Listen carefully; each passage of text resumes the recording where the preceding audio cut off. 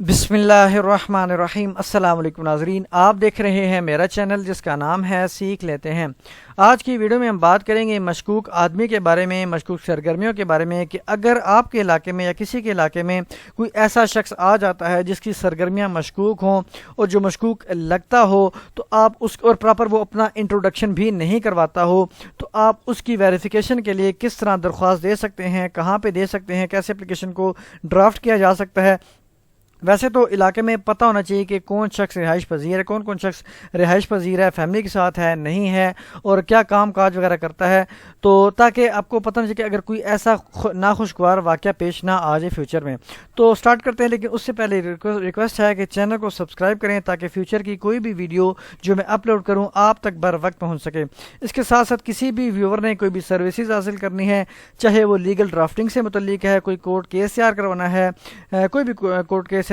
دعویٰ ہے، جاب دعویٰ ہے، ریٹ اپیل کوئی بھی ہے، اور یا پھر ٹرانسلیشن سروس حاصل کرنی ہے، birth certificate, death certificate, register وغیرہ کو ٹرانسلیٹ کروانا ہے، یا پھر U K, U S A, Canada, Australia, ترکی وغیرہ کے لیے اپلائی کروانا ہے، یا پھر صرف کورنگ لیٹر تیار کروانا ہے، تو ہمارے گیون نمبر 030358299071 پر رابطہ کر سکتا ہے۔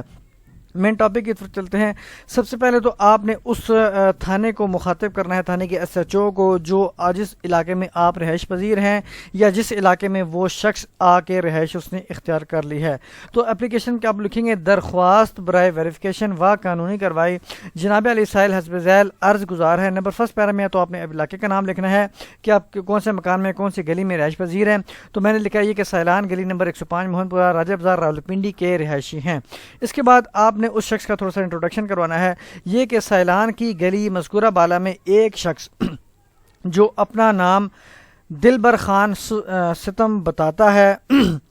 نے تقریباً 1.5 ماہ قبل ایک بیٹھک کرائے پر لی ہے، جو کہ اکیلا ہی اس بیٹھک میں رہتا ہے، نہ کسی کے ساتھ سلام دعا رکھتا ہے اور نہ ہی کسی کے ساتھ محلے میں اس کا آنا جانا ہے۔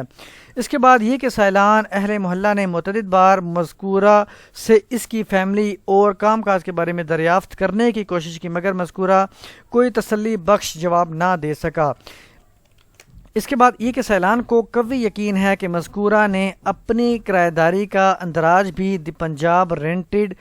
Punjab information of temporary resident act 2015 کے تحت جناب کے تھانہ میں نہ کروایا ہے۔ اب چونکہ اس میں 15 دنوں کا ٹائم ہوتا ہے کہ اگر کوئی شخص کرایہ دار کے تو آ کے رہائش پذیر ہوتا ہے کسی بھی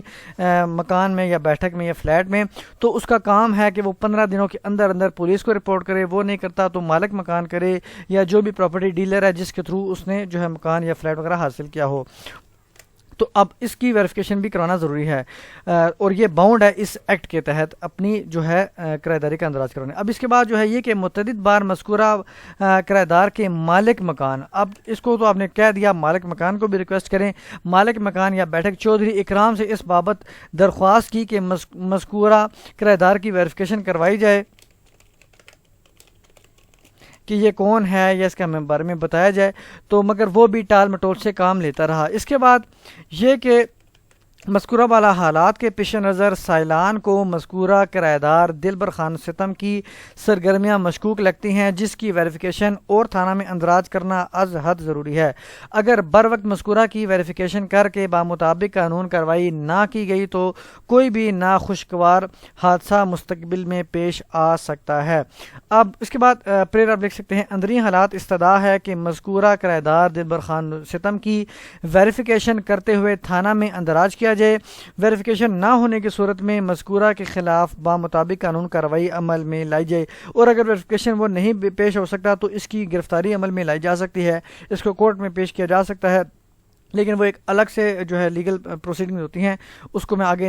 یہاں پہ نہیں لے کے چلا، صرف اپلیکیشن کو بتانا تھا کہ آپ مشکوک سرگرمیاں یا مشکوک آدمی کے خلاف کس طرح اپلیکیشن فائل کر سکتے ہیں۔ یہاں پہ ڈیٹ آپ جو ہے پٹ کر دیں، اور یہاں پہ سیلان اہل محلہ جو بھی آپ کا علاقہ ہے، یہاں پہ کچھ 2 4 5 معززین جو اہل علاقہ ہیں ان کے یہاں پہ نام، ولدیت اور ایڈریس وغیرہ یا شناختی کارڈ نمبر وغیرہ آپ یہاں پہ ڈال سکتے ہیں، موبائل نمبر بھی، اور یہاں پہ تو تمام چیزیں آپ اس طرح جو ہے وہ پٹ کرنے کے بعد آئی ڈی کارڈ کی کاپیاں انیکس کریں اور متعلقہ تھانے میں پیش کر دیں۔